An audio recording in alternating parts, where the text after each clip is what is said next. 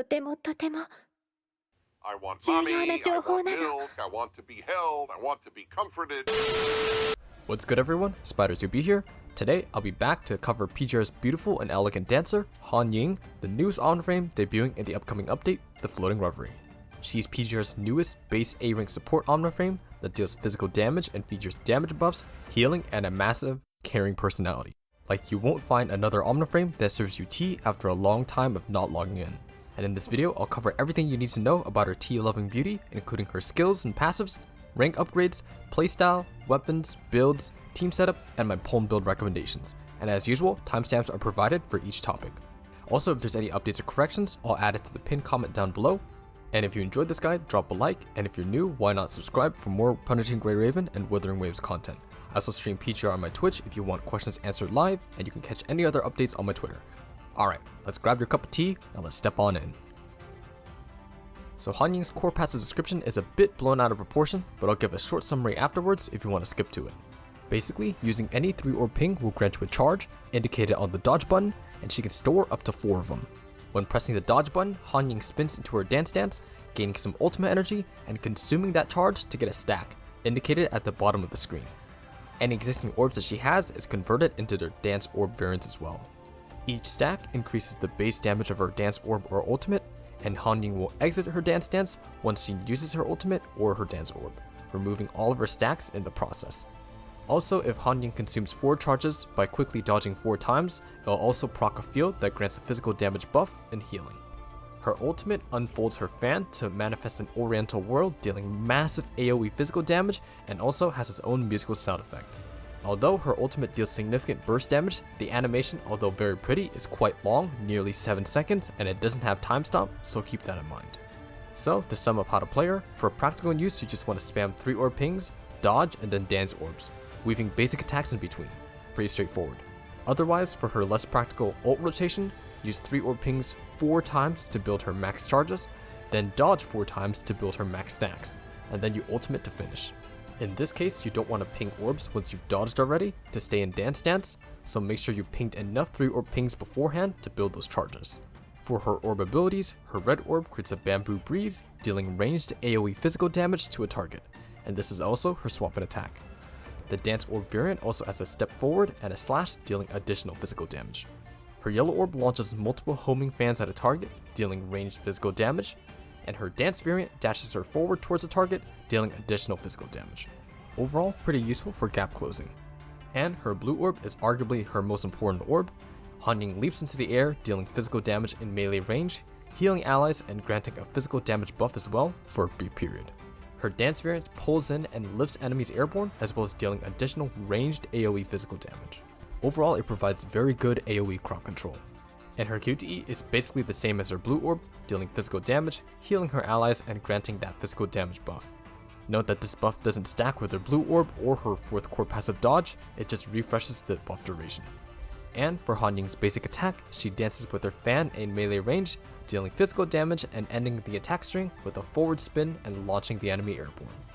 In her dance dance, Hanying generates more orbs from basic attacks, and after she dodges, she does a wide AoE fan attack around her, dealing physical damage and skipping to the end of her attack string.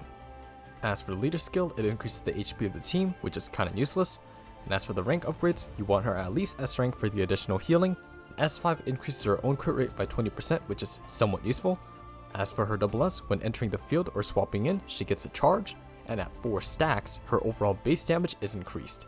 Overall, it's a noticeable ultimate damage increase by helping her build stacks faster and speeding up her ult rotation. As for her double S3, if she has a charge and dodges an attack, she gets a 3-orb ping of the same color.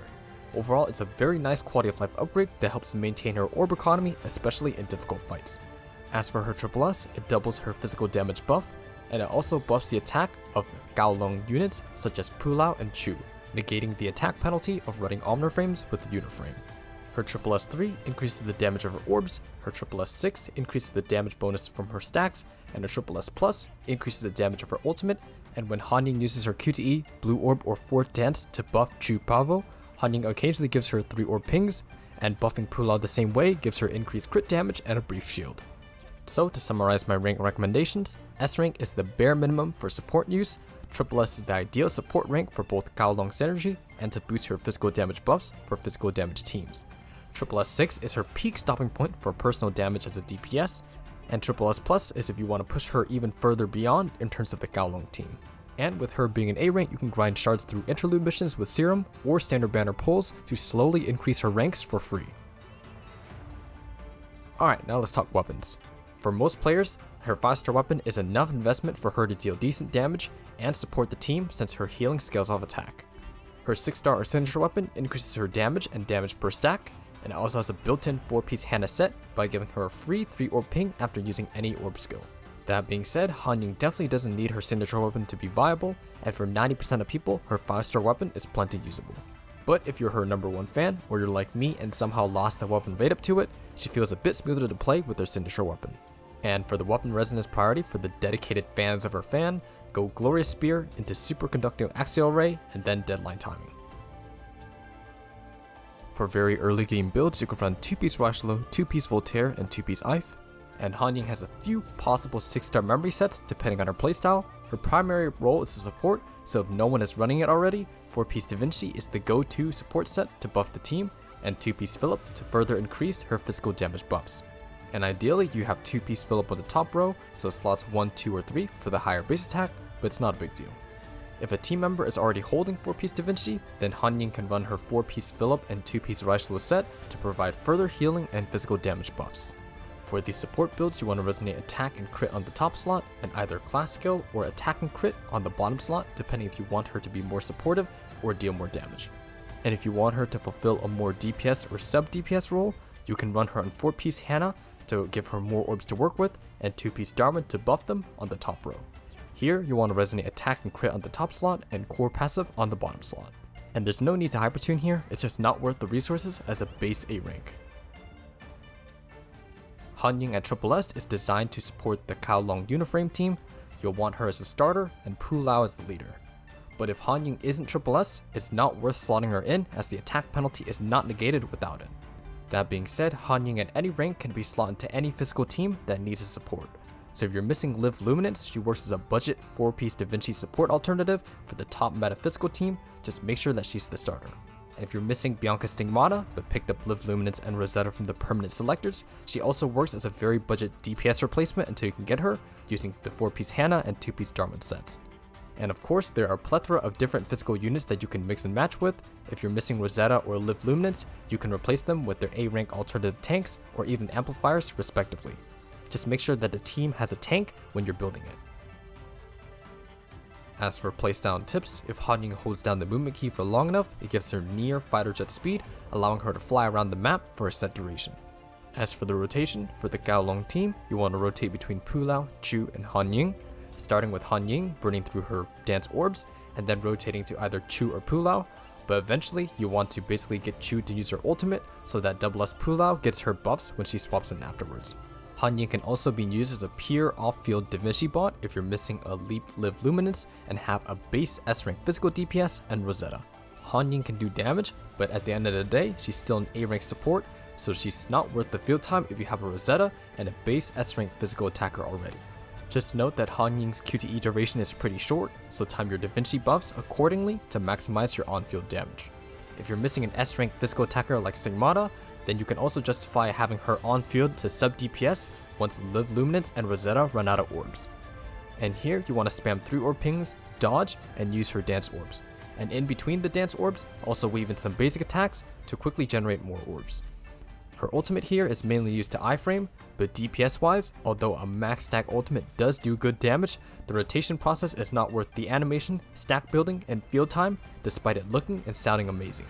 But if you want to see a big crit number, then you do you. And yeah, Hanying overall is very easy and natural to play, so there's not too much to explain this time around. Like man, what is this, a 2021 character? Ain't no way, not my Punishing Grey Raven. And as for my recommendations, as a base A rank, everyone should be able to pick up Hanying for free using the standard blue tickets gained from the Operation Guardian weekly missions, so your black cards should be safe. And she should have 30 shards available to purchase with the event currency, but try to pull her first with the standard blue tickets before using them. Then farm interlude missions to get her to Triple S eventually. That being said, she's far from necessary to build. If you already have a top meta physical team with Stigmata, Rosetta, and Elite Live Luminance, the only reason you'll pull and build Hanying is to complete the Kowloon team, which although is elegant, is extremely unnecessary from a meta perspective, with Uniframes being phased out of general content. The Kowloon team can't compete with the top meta physical team in physical weak stages due to their much lower multipliers, lack of time stop, crit RNG, AoE damage, the list goes on.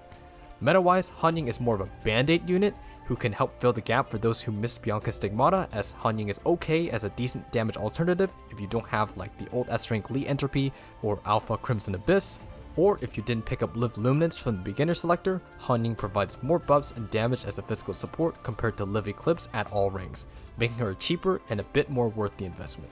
But at the end of the day, Hanying is a free A-rank character, very beautifully designed both gameplay and aesthetic wise, and at the very least you can reunite Pulao with her older sister.